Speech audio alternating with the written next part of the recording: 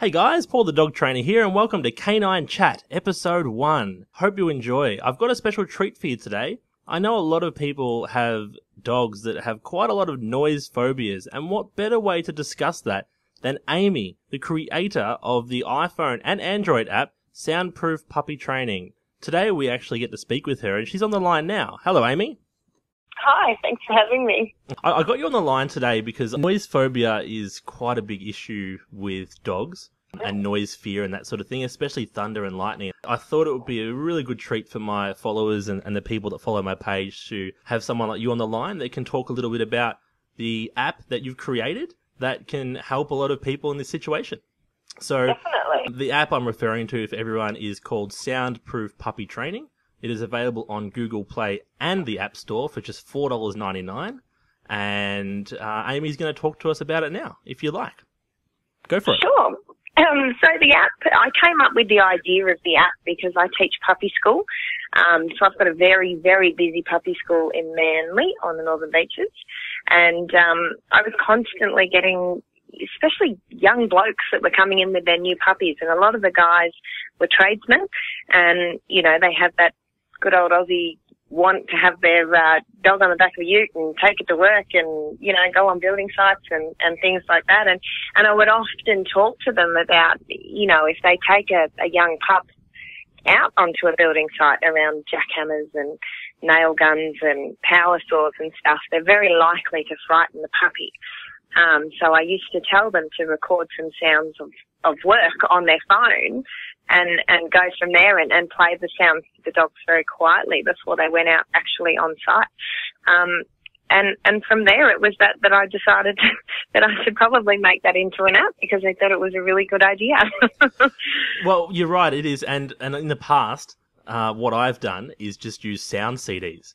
And it's really, I mean, you have to have a CD player and... You do, Look, I mean, I think with sound CDs too, when I'm teaching puppy class, I've got just pet owners and they're just not going to go to that effort. It needs to be something that's really easy and really straightforward for them. I agree. And in this day and age, and it sounds easy to say that, you know, just do it. Just get a CD player, play it to your dog, play at a low level, start with the dog at a distance, work the way towards it.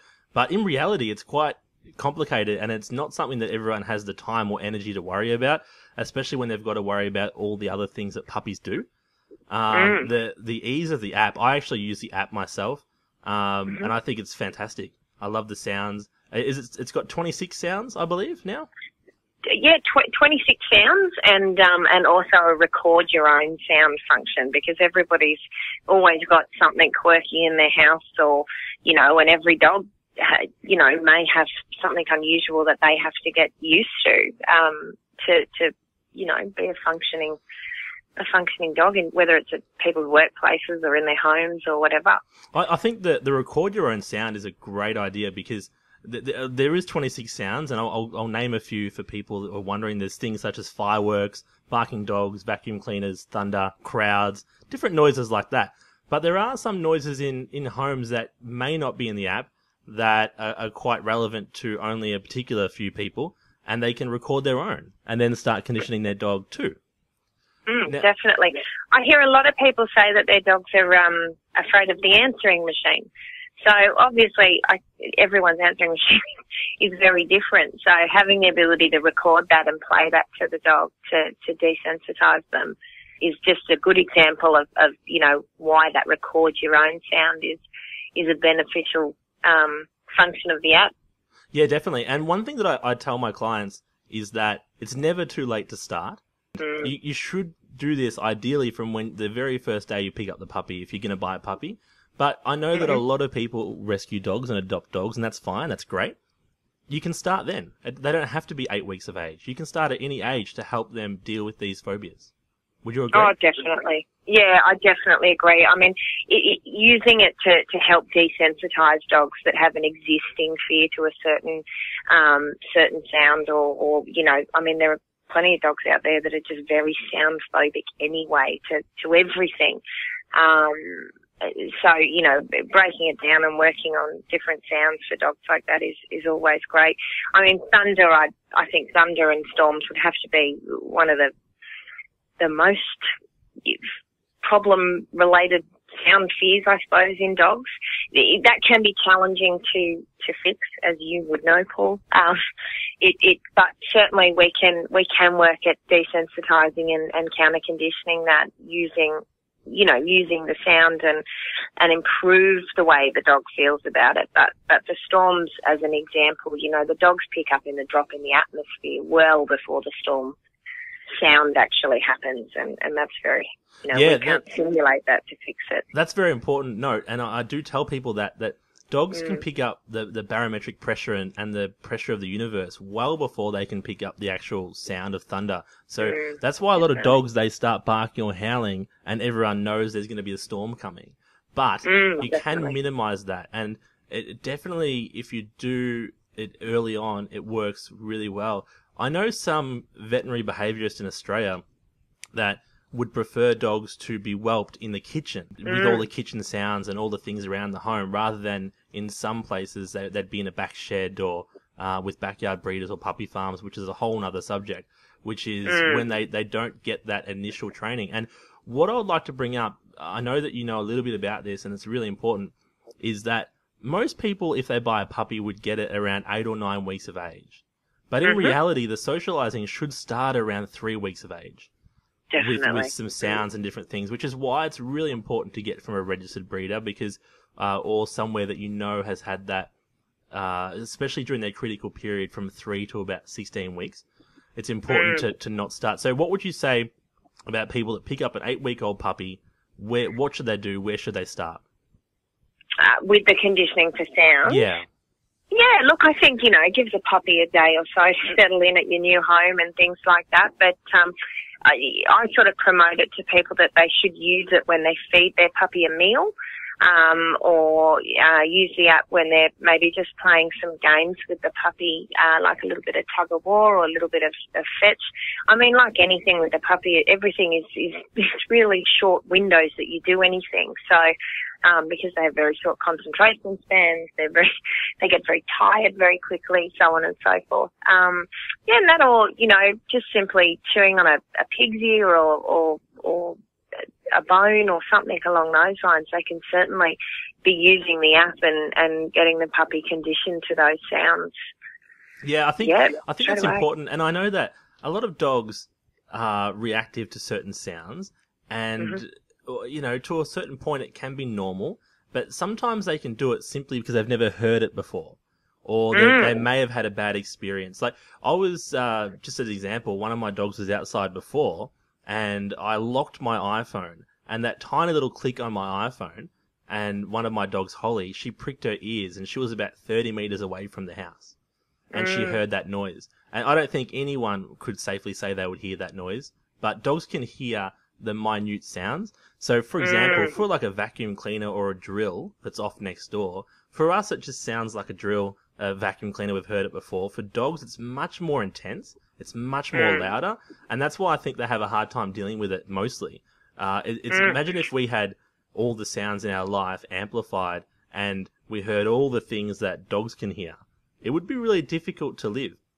But I know that with a bit of conditioning, a bit of food rewards, positive reinforcement, and all that sort of stuff, when the dogs are listening to those sounds no longer become a negative, and they become more of a positive experience. So when you have those sounds again, the dogs aren't looking for somewhere to run away, because they've had that good experience with them in the past. Absolutely. Yeah, so, they start to look forward to what that sound brings, and if that's been positive with food or play or anything like that, those sounds for that dog then remind them or bring that association back. So. Yeah, exactly. And that's really important. So what I'd like to know is, what kind of support or updates does the app get? I know that you're quite good with that, and you do keep the app up to date if there's any issues or if you want to add more things. But for people out there that may be hesitant to spend $4.99, albeit really, really good value, what sort of support or updates would you give the app? Look, on the app, all the training advice I've written all the training advice that's on there, which makes it easy. It's so user-friendly, and it is very aimed at you know, new pet owners or, you know, average pet owners. It's certainly not aimed at people with an education in dog training or anything.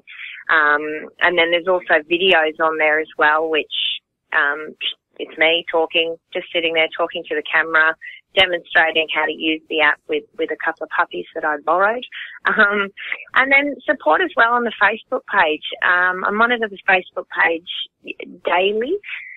So I do get a lot of emails and things on there if there's glitches or problems with the app that pop up, and that can happen sometimes when Apple update the iOS software for iPhone. So that's where sometimes I get a few dramas, but the updates come out really fast when we need to fix an issue. Yeah, so that's pretty much it. Yeah, I mean, I can't talk about this app enough. I think it's a great idea. and realistically, when I first bought my sound CDs, I bought one Thunder CD. It cost me $89.99. And I bought a Loud Noises CD. It cost me $79.99. And that's, I don't know. Once this app came out, and I found it quite a while ago, I would have found it within the first few weeks that you released it. When I was looking for, I was outsourcing, looking for other ideas. I know as a dog trainer, every day I'm looking for different things. I don't want to get stuck into a mindset of, I know everything now, there's nothing else to learn. I'm constantly learning. I learn from when I have one-on-ones with my clients and they give me ideas. I'm always learning. And I was looking for something, some sort of, I didn't want to fork out another $90 on a sound CD. But at the time, I was happy to because I knew that it would help with the training, but it was still very costly. And so $4.99 is really, really affordable. It's only $4.99 once off. You don't pay $4.99 per sound. It's only one-off payment, and the app's theirs to keep. Is that correct? Absolutely. That is correct. Right. And even when I just did a recent update, which brought out another 8 new sounds based on feedback from the Facebook page, actually. And that didn't cost anything either. That was just a free update that I added to it because I knew that people would benefit greatly from these additional sounds as per requested. So yeah, well, the thing that shines to me about the app, this is my favorite thing about it, is it's very user friendly. You don't need to know anything to use it. On the first screen, it's got training tips, training videos, ready to start, and sounds. You press sounds, and they're all there, ready to go. All you have to do is press them on and off when you want to play them. Now, it does work with the iPhone or Android loudspeaker, but ideally, it would work even better if you connected to a iPod dock or something like that. As long as you keep the volume low to begin with. You don't want to smash out the sound as loud as you can because you can send the dog the other way and make them more fearful of. That's absolutely true. And that's one of the things I was very conscious with bringing the app out, is that the last thing I wanted is for people to be running around out there sensitizing their dogs to sound and actually making problems worse. So when you go through the app, it's very reinforced how much you need to start with the volume low, because dogs do have a very sensitive hearing, and obviously the end goal is to be able to slowly increase the volume so that the dog is actually dealing with the sound as close to the real volume of that sound in real life. Definitely. So to speak. It also works through Apple TV, funny enough. So you can whack it on your Apple TV and play it through your TV is a nice way to sort of, once you're up to adding a bit of volume to the sounds.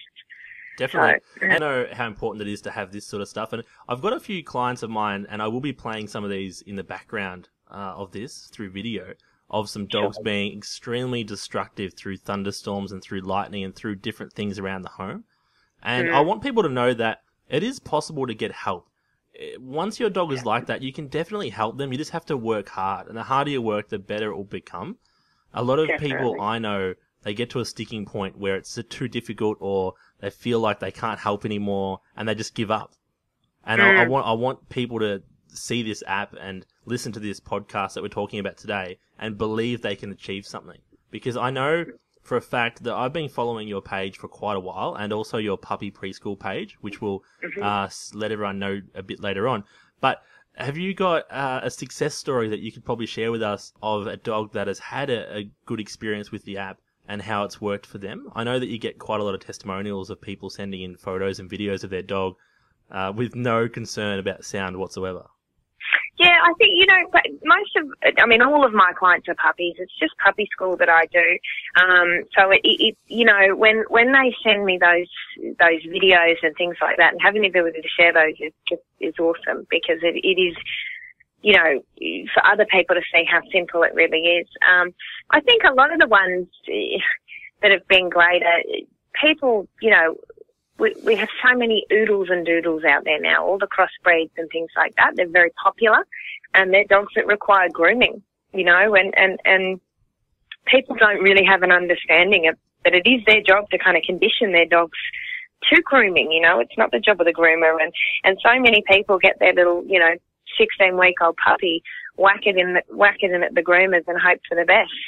Whereas people that have actually done some conditioning to the sounds, and in my classes I actually teach that they do that conditioning as well as handling the puppy at the same time, so the puppy's getting used to it. And it is only one small part of it, of course, because grooming's also about, the touch, the brushing, the clipping and the vibrating clippers and things like that. But taking away the dog's stress to the noise levels in the grooming room, that's a massive thing. And knowing that my little clients are out there and they've done that work and that their dogs are getting these beautiful grooms, and I'm hopefully keeping groomers happy around the world as well, knowing that clients are actually understanding that they need to do that sort of stuff. So yeah, I know a few groomers in Geelong and around the place, and dogs do. They do react a lot, and a lot of people don't see that because they send the dog to the groomer and the groomer will deal with it. And while that's true, it's not very relaxing for the dog, and it can make grooming and washing, which for some dogs is a pleasure, but it can turn that into a really stressful situation. And with grooming, it's not like if you have a poodle or you have a long-haired dog, it's not like you can just let them go. They need grooming. You have to do it. There's some dogs out there, specifically with the bulldog type range dogs, that need their face cleaned every day. If you don't clean it every day, it'll build up and it get infected, and you have to do it. Now, is this the kind of app that you can condition your dog from 8 weeks to 16 weeks and then it's done? There's no more conditioning. Dog doesn't need any more sound training. No, I think that dogs will always need sound training. I think it's always good to remind them that those sounds are never going to be an issue, because every time those sounds happen, it's a wonderful thing. I mean, I shared a video this morning on my Facebook page of what my dog does every time I vacuum. And once she hears me starting in the house, sure enough, I will open the door and because I vacuum my deck every day. I know that's a little strange, but I do. Sure enough, there she is, and she's dropped the tennis ball, because every day I've done conditioning with her, and she knows that I'll hit her tennis ball with the vacuum cleaner, and it's the best game ever. So for her, the trigger of that sound, or that vacuum cleaner sound, instantly makes her think, great, here comes that game, I can't wait. And she's already there waiting for me. And that's a great thing, and if everybody could achieve those sorts of things, with their dogs for all different sounds, it would, it certainly make the little dog world a happier place for all these dogs that have to deal with so much. Yeah, you made a really good point there about when your dog sees a vacuum cleaner, knows that you're going to throw the ball or hit the ball with the vacuum cleaner. Well, it's actually when she hears it, because I vacuum the house first, and then I come out and I vacuum the front deck, and that's where the dogs are. Yeah, so her association is a positive one. Now, I'll give an example for people that may understand what we're trying to say, is that it's exactly, conditioning a dog to a sound that they may not be familiar with is exactly the same as training a dog to sit or drop on command. The word sit is a noise. The way you say it is a noise to a dog. They can't understand English, so they understand the way and how you say it. And when you say sit, they know if they sit, they get a reward for doing so. If you had a dog and every time you said sit, something negative happened to them, then that word sit would then become a negative and they wouldn't want to be around you when you say it. It's very similar to what you're saying with the vacuum cleaner. So what people do from the beginning, they spend the first few months on their dog's lives teasing their dog how to sit, how to drop, how to shake, how to lay down, all these wonderful things, but they do neglect the sound part. And then it's not until the dog's maybe a year or two old that they move house and they're next to a construction site and they realize their dog's actually scared of drills because it's never heard the drill before. And that's when they have to start conditioning. And then it's not too late, but it makes it much more difficult than when they're a puppy and when they're younger, and you can really focus on it and make sure that you get the best start to life. Absolutely. Is that the kind of thing that you do at your puppy school? Yeah, definitely. I mean, I always give a demonstration in puppy class about it, and I'll always talk about, you know, I mean, one of my classic one-liners in puppy class is, you know, you've all been on Facebook on New Year's Day when everybody suddenly starts posting, oh my gosh, the dog got out in the fireworks, or, oh no, there's a storm rolling in, the dog's already started shaking, or, you know, whatever it is. And I talk about the fact that if we actually get it right during the puppy's critical phase period, we're not likely to need to have to be concerned about that throughout the dog's life. So and I think that's probably the hardest message to get across. And I'm often asking other trainers that are recommending the app, do they just talk about it? Do they give a demonstration? Do they take a speaker into class and play the sounds to see how the dogs react? And another interesting thing for me is where my puppy school is. I've got a fire station about 500 metres up one side of the road, and I've got the ambulance station about 500 metres the other way. So quite often in puppy class, we will get a fire engine or an ambulance whizzing past at some point. We've also got the cops down the road too at Manly and things like that. So, you know, and it's easy for me to suddenly say, see, look at all these puppies, you know, and I suddenly start talking in a really happy-go-lucky voice to try and sort of settle the dogs down. I whiz around trying to get as many pieces of food into, you know, 8 to 10 puppies as I can. I've only got 2 hands. But, you know, and that gives a good example as to, for clients especially, to see that the dogs need the conditioning to that. You know, I've obviously got sirens and things on the app. They're part of the traffic sounds, to show them that there's really important that they do this conditioning. Exactly. And you mentioned a lot about the critical period. And that's something a lot of dog trainers would understand. It's something that we all learn. But would you like to explain to the people listening what exactly the critical period is, in your own words, if you like, and sure. how they would understand a critical period? Because a lot of people don't. And what the feedback I get is they get a puppy at 8, maybe 10 weeks sometimes. They take it to the vet, the animal or the puppy, sometimes cats as well, and they'll be vaccinated, and they'll be told don't take your dog out until it's had its second vaccination. That can be up to 14 or 16 weeks old. And then once the dog's 16 weeks, they start taking it out, and then all these tiny little issues arise that they don't realise in the beginning because it's a puppy and because it's cute. And then maybe up to 6 months to a year, they start seeing serious issues arise. Majority of dogs end up in pounds from age 6 months to 3 years. It's really hard. So in your own words, could you explain what the critical period, what it is in your eyes? Sure.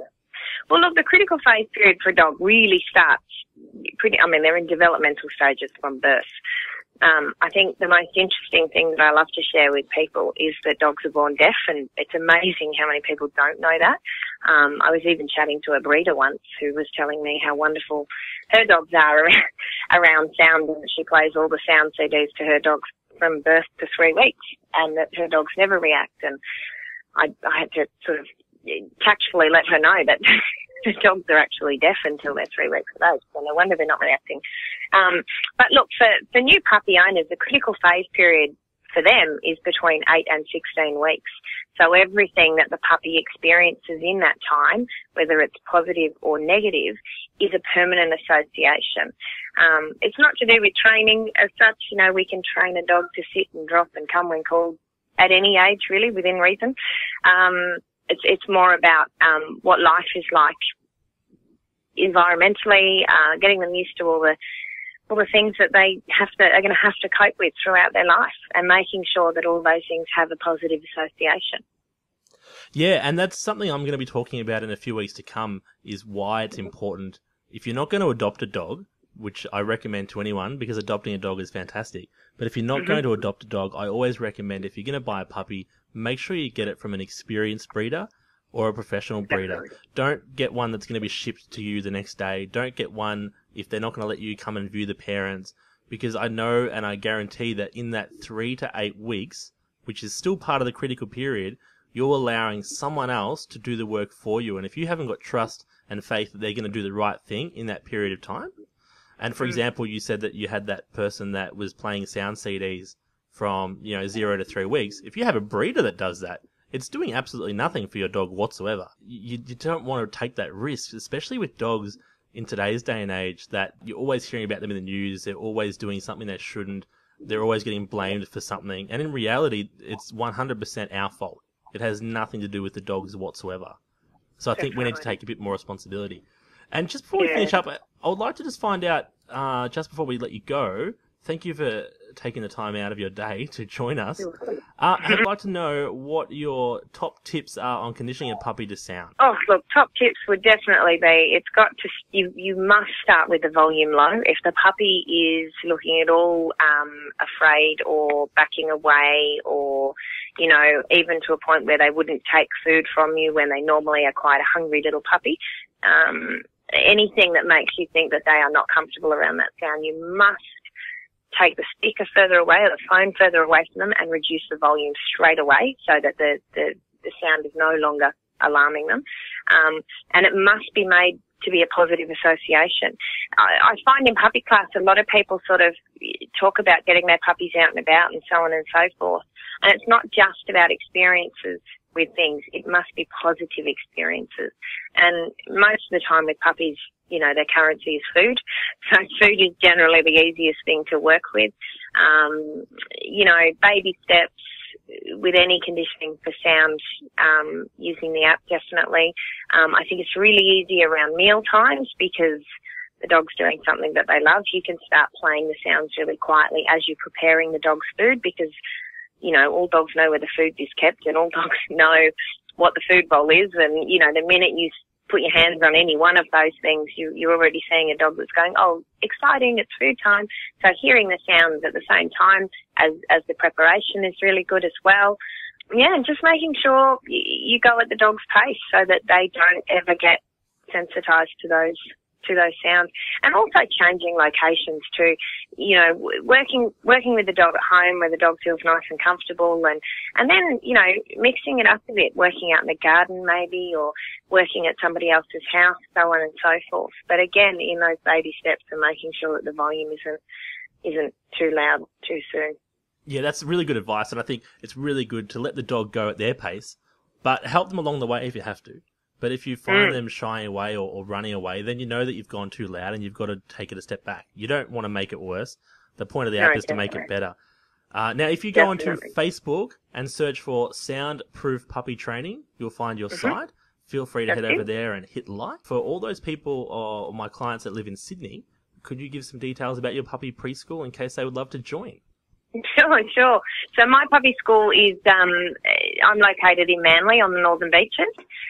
Best part of Sydney, I say, but I might upset people by saying that. And I've got new classes starting all the time, so if anyone's looking for puppy preschool, for puppies between 8 and 16 weeks, definitely get in touch and I can help you out. Great. Well, thank you very much for joining us today. Really appreciate your time. Paul. And I hope that everyone that's listening jumps on board and downloads the app straight away. It's realistically, it's the price of a coffee in an expensive cafe. It's not much money and it's forever. It doesn't matter how long you have it for. Jump on board, download it, and let's get some conditioning into our puppies. Right. Well, there we have it. Thank you very much for joining me on our first episode of Canine Chat. All the links will be in the description. Next week's episode, we're going to talk about anxiety. What are the early signs and what are the treatments?